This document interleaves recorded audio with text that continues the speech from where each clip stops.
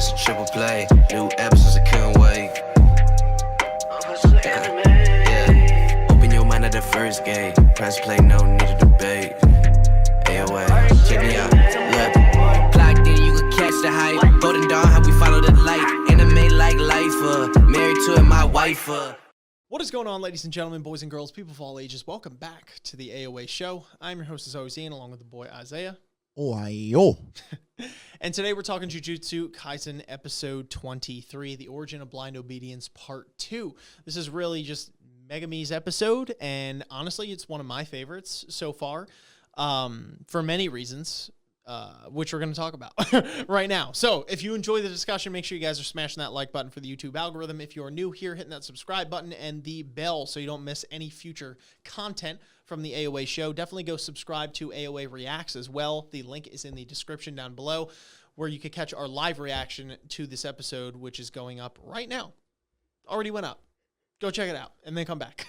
But anyway, we're going to talk about this episode. So this was the Megumi Central episode, and we were saying that his character has made leaps and bounds just in the course of this episode.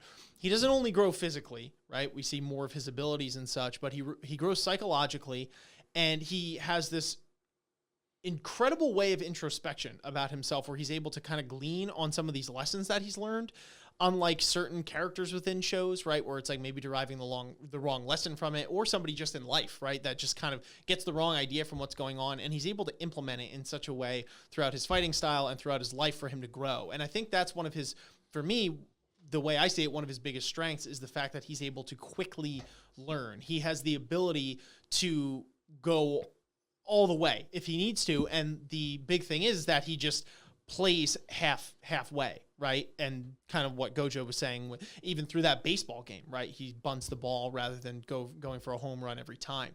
And I think there were, and correct me if I'm wrong on the quote, but Gojo says something along the lines of dying to win and what does it say? Dying to win and that was a good quote. And risking your life to win, or something like that, or like two different things. I probably butchered the shit out of it. Point is, it was a sweet quote.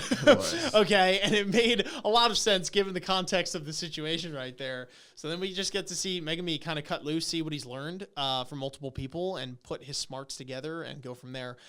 There's plenty to talk about, but I'm wondering if there's anything in particular that stuck out to you in this episode that you wanted to start with. Yeah, so I definitely, his like character growth, his character arc that he goes on kind of reminds me weirdly of Kun a little bit from Tower of God, which is just because we've been reading it recently, so it's on my mind. In the sense, not the whole character obviously, but just in the sense that Megumi's one of his biggest hang up here, like, you were saying, where Gojo relates Megumi's efforts as a sorcerer to the baseball game as sort of like a metaphor or a perfect example of how he chooses to go about it. And like, I guess you could say it makes sense considering how he got into it, which is basically like being like extorted into it kind of in a sense by Gojo. So, it's never that he went into it because he was like, I want to be he wasn't like Ichidori, right? He wasn't like, I'm going to go into this because I want to save people. I want to help as many people as I can, this and that. He kind of was like literally forcibly roped into this. And so I think as a result, and because of his natural disposition towards people, he's been very lackluster about it. He's been very like, all right, I'll give you guys like a solid 60-70% work. I'm not here to try and like break a sweat. I'm not here to try and, Ichidori always looks like he's covered in blood and sweat, and he's, I'm not trying to be that guy. But the problem that you run into with that is, like Gojo states in the flashback, is that if you're ever in a situation when it comes to Jujutsu sorcery, first and foremost, this is a lone man sport. So when your back's against the wall, no matter how many players you have behind you, at the end of the day, when it's your time to go, like, you will be by yourself. And so what you can do and what you can get done by yourself, like, that's what's getting put to the metal here. That's what's getting put to the test. And that's when you need to go nothing but 100%.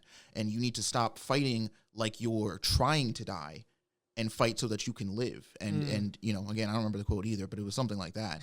And it was a good one. Yeah, it was really good.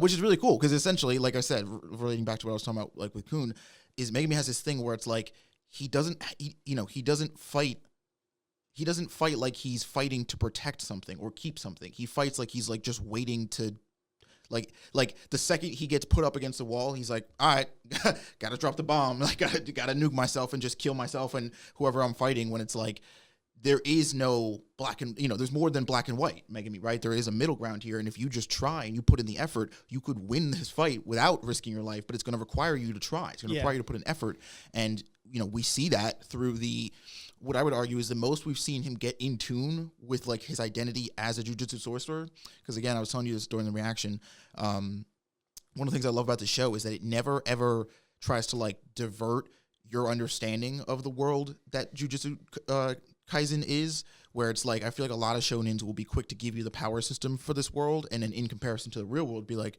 okay, but now, like, this is your new normal. This is, like, what you should know, and everybody's just going to be okay with this because this is what everybody's accepted.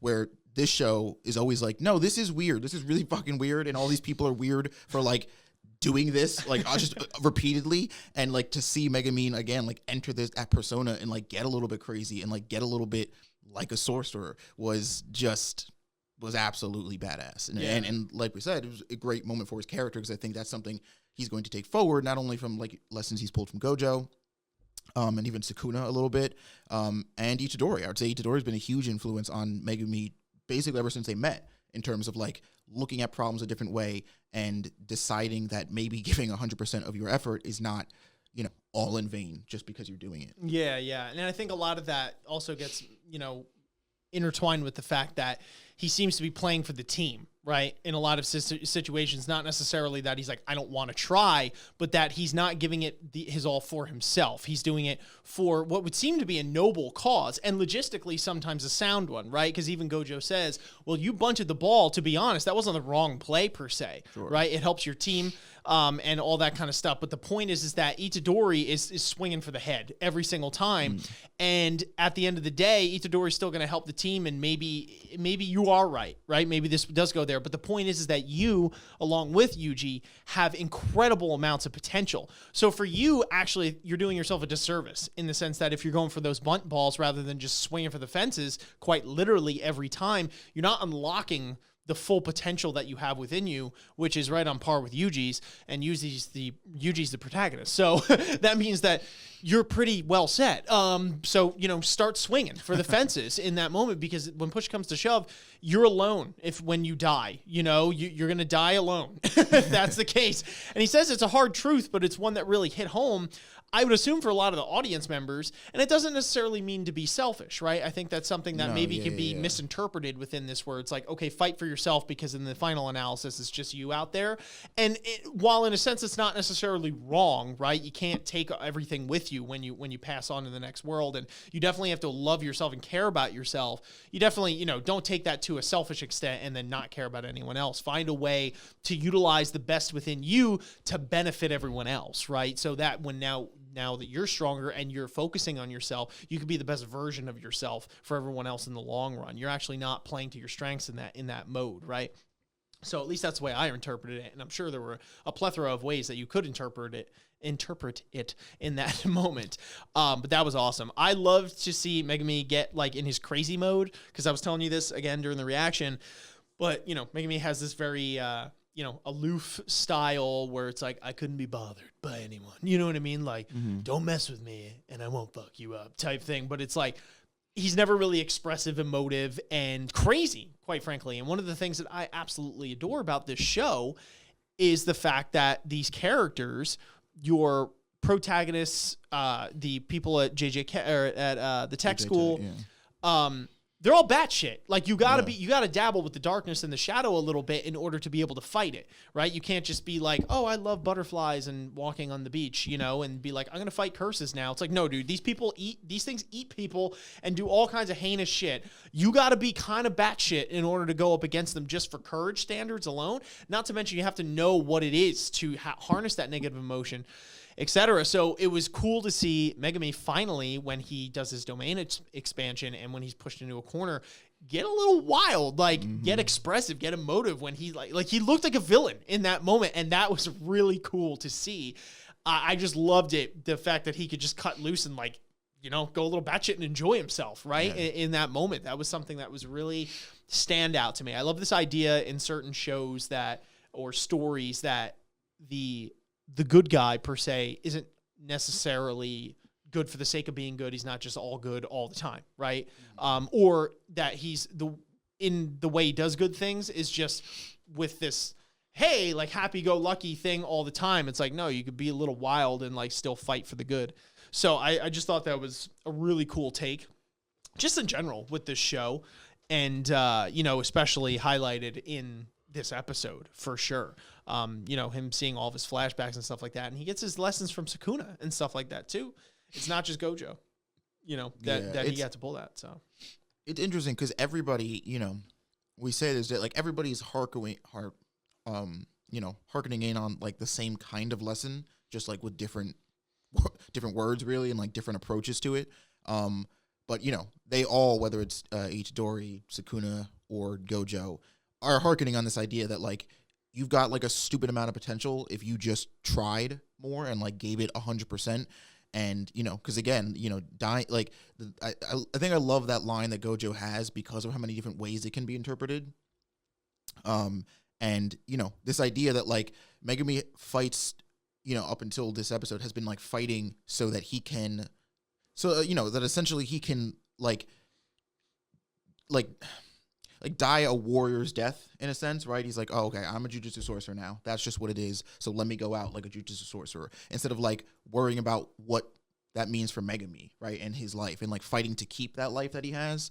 And I just love the sense that it's like, well, no, when you die, people don't die with you, right? Dying is a singular activity. Like when you die, you alone die. So like you are the one who gets to decide when you live and when you die. And when that happens, you should know that you put in 100% effort to avoid that or to stave that off. And yeah, just seeing him sort of crack this facade, and not to mention that the cursed spirit that he's fighting is a upgraded version of the one that they fought, way back when. So that's, insane to see, like, again, he didn't like mollywop this thing without it even touching him. He did basically get out by the skin of his teeth. But he did win, right? He pulled away the W here. He got the finger. He broke the barrier.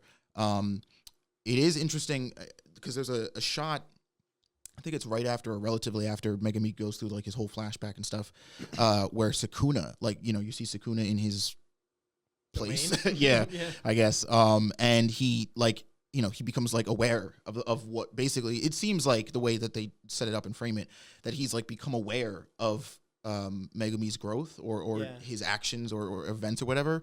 So I'm very interested to know what Sukuna's, like what his take is on the situation, and like if he is almost trying to groom Megumi in a different direction, right? If he's like, oh, all right, like I saw like the spark, I saw there was potential in there. Now you've proven that like that wasn't just for show, and that there is there's validity to that, and like maybe now Megumi is even justified to Sukuna. He's like, okay, I think I can actually use this kid now. Now, before it was like, oh, we had a cool thing, but now it's like, oh, it's a useful thing. Now I can,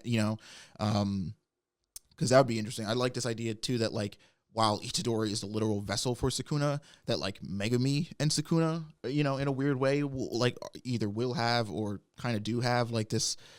I don't even know what kind of relationship you would call it, but a relationship nonetheless. And I'm interested to see what that means, and also like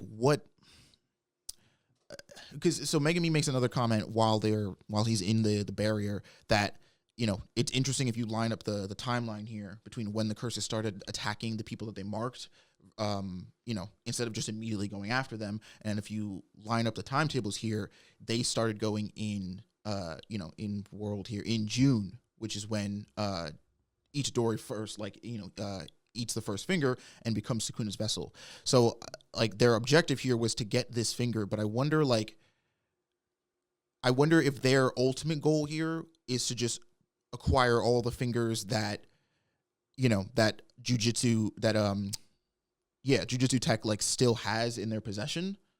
Because, I don't know, I feel like it's weird that they would be just, like, randomly sending out these, I mean, like, sure, they're special grades, like, they're not, like, just pushovers, but I don't know, it seems like the plan is being drawn out, like, in the amount of time that, like, maybe it doesn't have to be, unless this is, like, wearing down the clock because of Gojo. I don't know. Gojo's kind of hard to pin down because, like we said last episode, he's kind of just like here and then he's not, and he just shows up and he's zipping around all over the place, exercising demons and shit. So you can't really, I feel like you can't really plan on whether he's going to be there or not. But like, I don't know. Their plan is like kind of up in the air for me in terms of like, all right, what's like end game, guys? What are we doing here? Mainly, and also because these two, the curse spirits we're dealing with, just kind of seem like they're just fucking out of the loop. Like even amongst whatever the big, ultimate demon plot is. Yeah.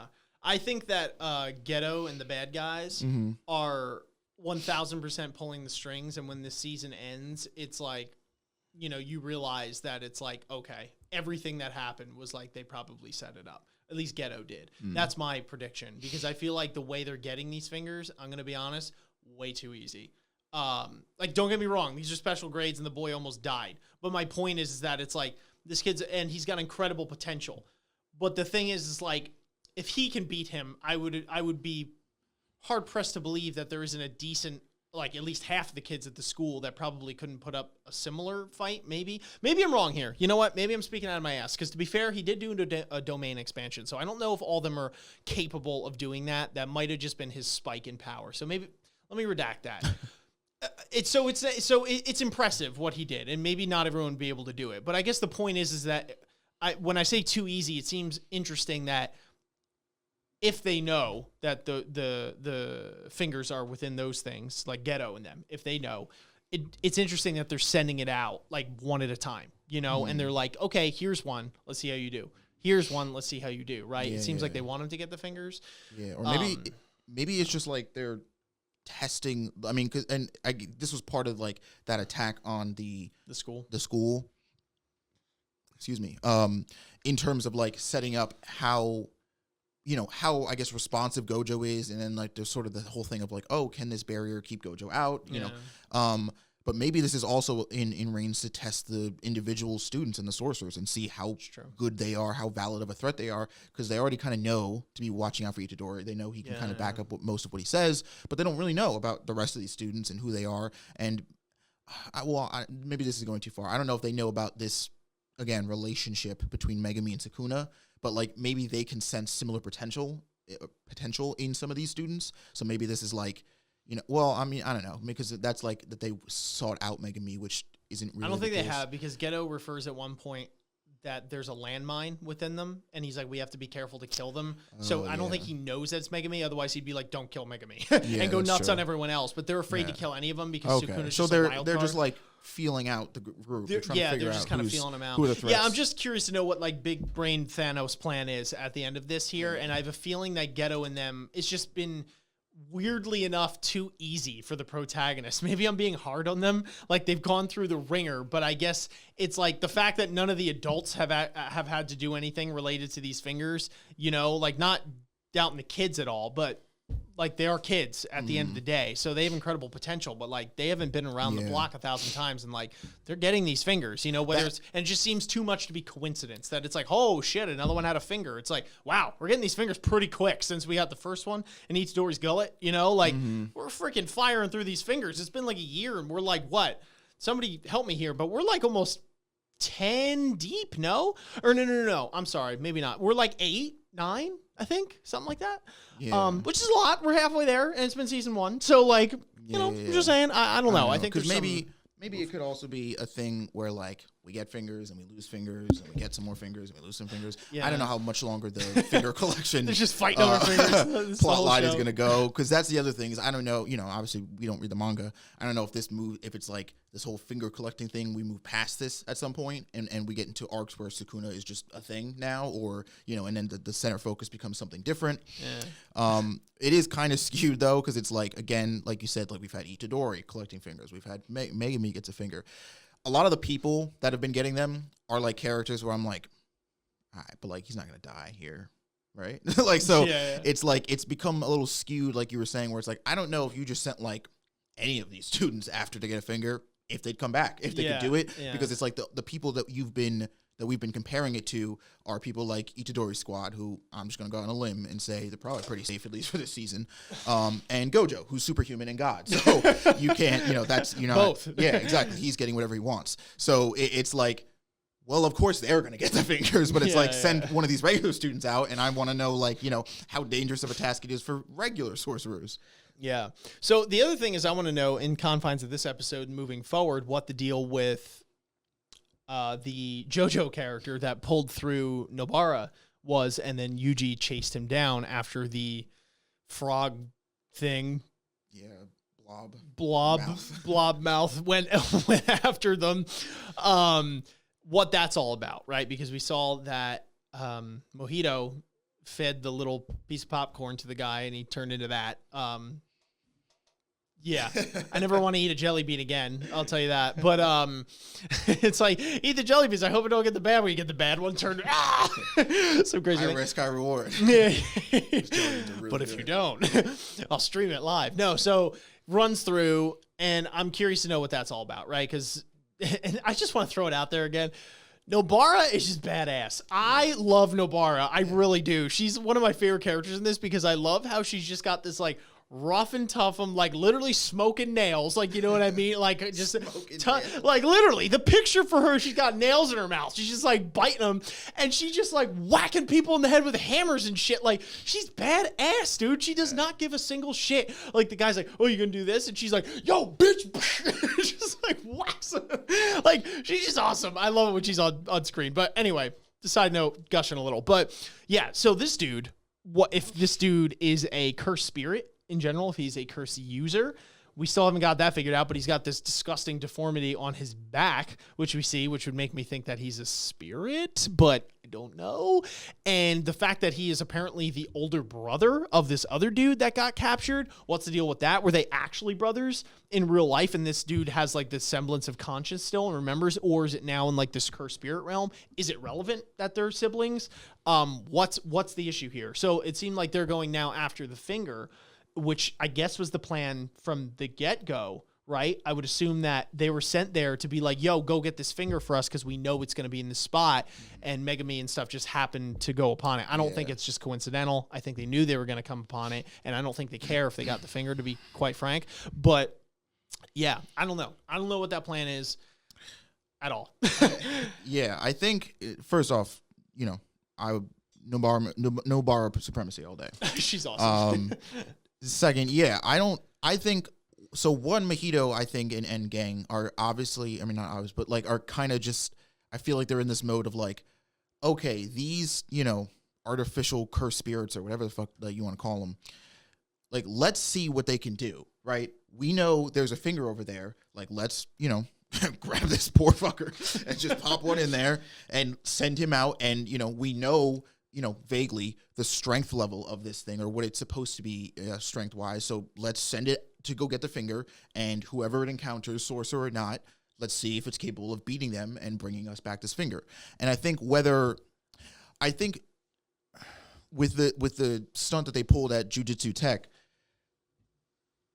I don't know. Part of me feels like they're not too concerned whether they like get as many fingers as possible right now or whether they get any of them, to be honest. I mean, like, they have some, but I think that's the point, is that stunt proves to me that, like, if they really wanted to roll up here and grab these fingers, they probably could, especially with them having Gato, who just has the 411 on Jujutsu Tech, and a lot of the sorcerers. So I feel like this is more of, like, them testing out their army and their armada here. Like, okay, of all of us, like, we know we're pretty stacked. Like, we can all, like, sort of square up, but, like, what about our army? Because that's the other thing, is they have, like, we have our Itadoris, our Megumis, Nobars, etc., Gojos, but like even below them, they may not all be at the same level, but we really haven't met, except for Poor Kasumi, and I don't mean that in a bad way, but like, girl just really did nothing but take a nap last couple episodes, but like, most of these sorcerers here can put up a fight and aren't, aren't pushovers really in any respect, except for Mai, who can't really fight, but kind of can fight with a gun. It's the whole thing. But so, I think this is them sort of being like, okay, we made this artificial cursed spirit thing. Let's see how strong it is. Oh, perfect test. There's a finger over there. Let's send this thing over there. If it can bring us back the finger, we know, and then maybe if it kills a sorcerer, whatever. But I think them doing it this way works because these cursed spirits, even as strong as they are or should be or claim to be, are still to them disposable. These are just tests. This is just, they're like, I don't give a fuck if this thing dies or not. It's like, cool. it died. Now I know, I gotta mix more potions and make this thing, even stronger. Until they either get to some end result, which is basically, what I think will be like a cursed spirit that resembles a cursed user in a sense, because it's so either it's imbued with enough cursed energy or enough intellect and omnipotence, so to speak, that it can it understands itself almost, which that I would say could be the threat. But yeah, I guess because I feel like this I don't know what the end game here is with the finger collecting. I don't know if it's gonna be like if we got a minute to go before that's done, if that'll be wrapped up, by the end of the season within the next couple episodes. I don't know, because I don't know where this story goes. But I am curious to know what the end goal is with this part, with this whole let's just keep sending out cursed spirits and throwing them out into the real and see what comes back. Yeah, it's wild. Anything else in this episode that I'm missing? Yes. There's 5 shots in this episode that are just straight desktop screensaver because 100%. of how beautiful. The animation in this episode was good. But specifically, there's shots. There's very specific shots where there's one with Gojo when he's talking to Megumi, and his glasses come down and you can see those big beautiful eyes, which just. Sorry, I just had a moment. Me and Gojo. And then Megumi has some shots when he fucking sort of gets a little unhinged and love those goes into his smiles. Yeah, his domain expansion. This episode. I mean, Jujutsu Kaisen has never looked ugly by any means, but they just keep winning, bro. It's just keep winning. No, very true. And just real quick to talk about Megumi's domain expansion in and of itself, which was really sweet. It's true. The fact that it's this swamp water goo crap where it's he just kind of has all of his chimeras or whatever he's summoning, his Shinigami things, just forming. I don't know if it's he's summoning them and then they're also dragging him down. It almost seems like he could do this ink clone thing where it's it's him, but then it gets shot and it wasn't really him because he could just morph with the crap.